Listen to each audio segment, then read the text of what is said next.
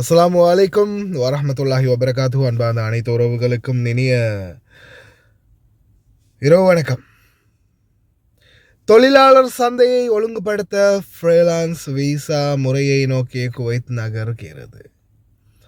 முக்கியமான ஒரு தகவலை பற்றி அரப் டைம்ஸ் வெளியிட்டிருக்கிறாங்க. அது என்னென்னு பார்க்கலாமா? தொழிலாளர் சந்தையை ஒழுங்குபடுத்துவதற்கும் வதிவிட அனுமதிகளில் வர்த்தகத்தை அகற்றுவதற்கும் ஒரு பரந்த சீர்திருத்த இயக்கத்தின் ஒரு பகுதியாக குவைத் அதிகாரிகள் ஒரு புதிய ஃப்ரீலான்சர்ஸ் விசா முறையை அறிமுகப்படுத்துவதை நோக்கி நகர்கின்றனர்.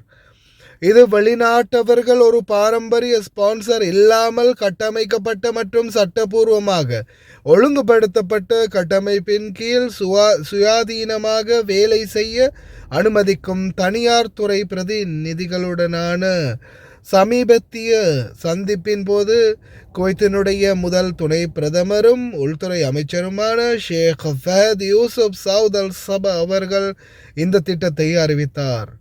இது வணிக வட்டாரங்கள் மற்றும் சமூக ஊடக தளங்களில் பரந்த விவாதத்தை தூண்டியது. ஒழுங்குபடுத்தப்படாத தொழிலாளர் குடியிருப்பு தரகு மற்றும் உயர்த்தப்பட்ட தினசரி ஊதியம் குறித்த நீண்டகால கவலைகளை நிவர்த்தி செய்வதை நோக்கமாக கொண்டது இந்த முயற்சி. சில சந்தர்ப்பங்களில் அடிப்படை சேவைகளுக்கு 25 தினார் அல்லது அதற்கு மேல் எட்டுவதாக கூறப்படுகின்றது. தற்போதைய அமைப்பின் விமர்சகர்கள் மேற்பார்வையை இல்லாதது, சீரற்ற தரநிலைகள் மற்றும் வரையறுக்கப்பட்ட பொறுப்பு கூறலுக்கு வழிவகுப்பதாக வாதிடுகின்றனர். அதே நேரத்தில் புதிய அணுகுமுறையின் ஆதரவாளர்கள் ஒழுங்குபடுத்தப்பட்ட ஃப்ரீலான்ஸ் விசா குடியிருப்பு வெளிப்படை தன்மையை மேம்படுத்தும், தொழிலாளர்களை சுரண்டலில் இருந்து பாதுகாக்கும் மற்றும் சேவை தரத்தை மேம்படுத்தும் என்றும் நம்புகின்றனர். ஆரம்ப வழிகாட்டுதலின்படி முன்மொழியப்பட்ட அமைப்பின் முதல் கட்டம் எளிய தொழில்களில் கவனம் செலுத்தும், புதுப்பித்தல் மற்றும் ஒழுங்குமுறை தேவைகளுக்கு இணங்குவதற்குட்பட்டு வருடாந்திர கட்டணங்கள் 750 முதல் 1000 தினார் வரை இருக்கும் என்று எதிர்பார்க்கப்படுகின்றது. சமர்ப்பிக்கப்பட்ட குடியிருப்பு முகவரியை பதிவு செய்தல், அங்கீகரிக்கப்பட்ட மின்னஞ்சல் கணக்கை வழங்குதல், தெளிவான தனிப்பட்ட தரவை சமர்ப்பித்தல் மற்றும் திறமையான அதிகாரிகளால் குறிப்பிடப்படும் கூடுதல் நிபந்தனைகளை பூர்த்தி செய்தல் ஆகியவை இதில் அடங்கும். விண்ணப்ப வழிமுறைகளை மற்றும் தகுதியான பிரிவுகள் உட்பட அமைப்பின் முழு விவரங்களையும் அதிகாரிகள் அடுத்த 2 மாதங்களுக்குள் வெளியிடுவார்கள் என்றும் எதிர்பார்க்கப்படுகின்றது. பொருளாதார வல்லுநர்களும் தொழில் முனைவோரும் இந்த நடவடிக்கையை பெருமளவில் வரவேற்றுள்ளனர். இது தொழிலாளர் சந்தையை ஒழுங்குமுறையில் ஒரு தரமான மாற்றம் என்று விவரிக்கின்றனர். விளிம்பு நிலை மற்றும் ஒழுங்குபடுத்தப்படாத தொழிலாளர்களை ஒரு முறையான கட்டமைப்புக்குள் மாற்றுவது மேற்பார்வையை வலுப்படுத்தும், சட்டவிரோத நடைமுறைகளை குறைக்கும் மற்றும் மிகவும் தன்மை வாய்ந்த மற்றும் சமநிலையான சந்தை சூழலை உருவாக்கும் என்று அவர்கள் வாதிடுகின்றனர். ஃப்ரீலான்ஸ் வேலையை முறைப்படுத்துவது இடைத்தரகர்களால் சுரண்டப்படும் ஓட்டைகளை மூடுவதன் மூலம் வதிவிட வர்த்தகத்தை கட்டுப்படுத்தும் என்று எதிர்பார்க்கப்படுகின்றது. மனித கடத்தல் மற்றும் தொழிலாளர் சுரண்டலை எதிர்த்து போராடுவதில் இந்த முடிவு சரியான திசையில் ஒரு படியை குறிக்கிறது என்று தொழிலதிபர் பஷார் அல் உஸ்தாத் கூறினார். இருப்பினும் நெகிழ்வுத்தன்மை சந்தை சீர்குலைவுக்கு வழிவகுக்காமல் இருப்பதை உறுதி செய்ய கடுமையான ஒழுங்குமுறை கட்டுப்பாடுகளை நிறுவுதல், குறிப்பாக தொழில்களை சமர்ப்பித்தல் மற்றும் தரங்களை கண்காணித்தல் ஆகியவற்றில் அமைப்பின் வெற்றி தங்கி உள்ளது என்று அவர் வலியுறுத்தினார். சந்தை தேவைகளுக்கேற்ப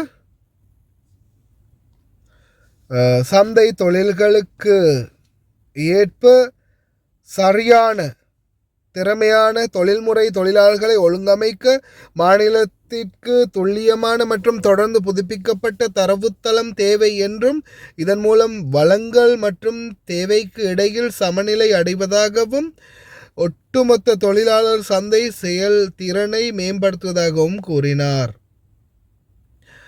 டெலிவரி நிறுவன உரிமையாளர்கள் குழுவின் தலைவரான அப்துல் அசீஸ் பந்தர் முன்மொழியப்பட்ட அமைப்பு குடியிருப்பு வர்த்தகத்தை நிவர்த்தி செய்வதிலும் தொழிலாளர்களின் உண்மையான இருப்பிடங்கள் மற்றும் செயல்பாடுகளை அடையாளம் காண்பதிலும் முக்கிய பங்கு வகிக்கக்கூடும் என்று கூறினார்.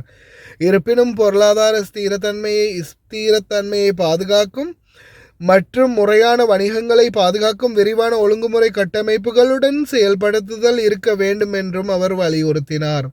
தெளிவான செயல்பாட்டு மற்றும் தரநிலைகள் அமல்படுத்தாவிட்டால் டெலிவரி சேவைகள் போன்ற துறைகள் நியாயமற்ற போட்டியை எதிர்கொள்ள நேரிடும் என்றும் பதர் எச்சரித்தார்.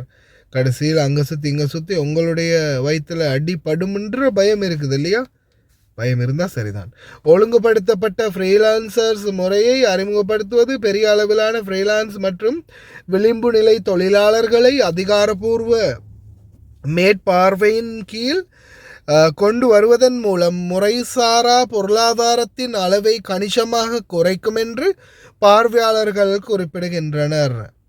இது சேவை தரத்தை மேம்படுத்தும், தொழிலாளர் விதிமுறைகளுடன் இணங்குவதை மேம்படுத்தும் மற்றும் கட்டமைக்கப்பட்ட கட்டணங்கள் மற்றும் மேற்பார்வை வழிமுறைகள் மூலம் மாநில வருவாயை அதிகரிக்கும் என்றும் முன்மொழியப்பட்ட சீர்திருத்த ஒழுக்கத்தை மேம்படுத்துதல், பங்குதாரர்களின் உரிமைகளை பாதுகாத்தல் மற்றும் குவைத்தின் வேலைவாய்ப்பு கட்டமைப்பை நவீன பிராந்திய மற்றும் சர்வதேச தரங்களுடன் சீரமைப்பதை நோக்கமாக கொண்ட தொழிலாளர் சந்தை நடவடிக்கைகளின் பரந்த தொகுப்பின் ஒரு பகுதியாகும்.